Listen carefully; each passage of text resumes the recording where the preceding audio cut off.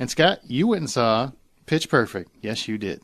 I did. What'd you think? It was my pick of releases for last week, and obviously I'm really excited to see it since I'm a big fan of music and Anna Kendrick. Go ahead and make fun of me all you want. But Anna Kendrick plays Becca, a freshman at Barden University who has a passion to produce music. She's at college by her father's wishes, who wants her to at least give it a try before following her dream of moving to L.A. Their compromise is Anna's got to try to at least do 1 year in which she joins at least one social group. Against her better judgment, she joins the Barden Bellas, which is an all-female a cappella singing group who compete for bragging rights and a trophy. The Bellas, who suffer from a horrible, disgusting embarrassment at last year's competition, haven't changed their routine in years. Becca hopes to incorporate her skills as a DJ to give the Bellas a fresh jolt in order to get them noticed and winning trophies. Now, we all saw the trailer. We saw it from last week or the couple weeks before. It's pretty much what you expect. The ideas are derivative of anything from Glee to Dodgeball. No joke. They've got the announcers a la Dodgeball, and it's hilarious. A cappella singing group, check. Ragtag group of weirdos who can't fit in the rest of school, check. Guy who wants a girl has to win her heart after she treats him like a jerk, check. Nothing, no really any new ideas here. But with that said... You're selling me, man. You're selling me. With all that said, I love this film. I've seen a lot of movies in the past months, a lot more than I did before we were doing a podcast, and this is the first time that I can remember in a long time where I kept myself from looking forward to it being over.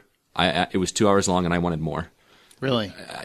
For real. And I mean, 2 hours is... A lot of movies are under the 145 mark. Yeah, to keep Scott Clark's attention? That's amazing. That does seem kind of long, though, for that type of movie. That's what I mean. Hour 45 tops, kind of seems the length for the running time for one of those movies. Yeah, but I seriously wanted more. I mean, they kept the best performances to the very end, obviously, but I wanted to see more, and I was kind of hoping through the credits that there might be some more performances and that kind of thing, and there wasn't. I was kind of bummed, but... obviously I said I'm a big fan of Anna Kendrick, not just because she's cute, although she is adorable, but I'm used to seeing her as a sweetheart in some of the movies or kind of a little shyer.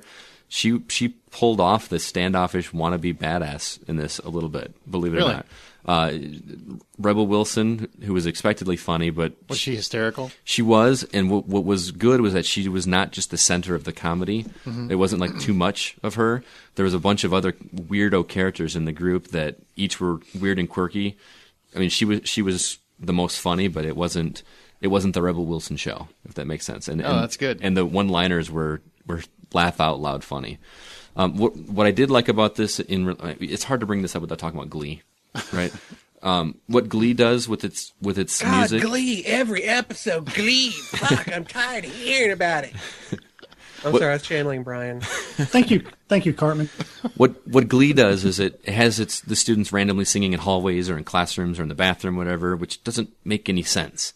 Whereas in Pitch Perfect, all of the singing is either done on stage or in practice rooms or in sing-offs that they do for fun, that kind of thing. So it makes a little bit more sense. Plus, the lip-syncing isn't off. If you watch Glee, it looks like they're lip-syncing, and you can tell that they have a bigger budget in this, that it works a lot better.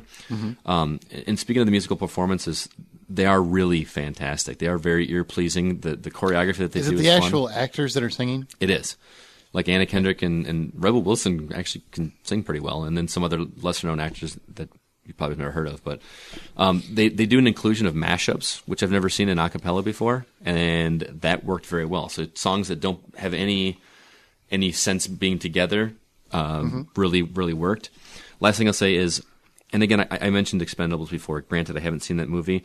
This is, to me, what Expendables was to you guys. Again, really? I haven't seen it. This is a sit back and have a good time movie that I just enjoyed and soaked up every minute of it. I laughed out loud on more than one occasion. Love the music. I even like the cheesy performances. It won't win any Oscars for acting, but it easily gets a $9 out of 10 out of from me. My only issues with it is that they went a little bit over the top with some unnecessary gross out humor that they did twice, which the one was a bit much, but they took it just too far, and it really wasn't necessary. Otherwise, I can't recommend it enough.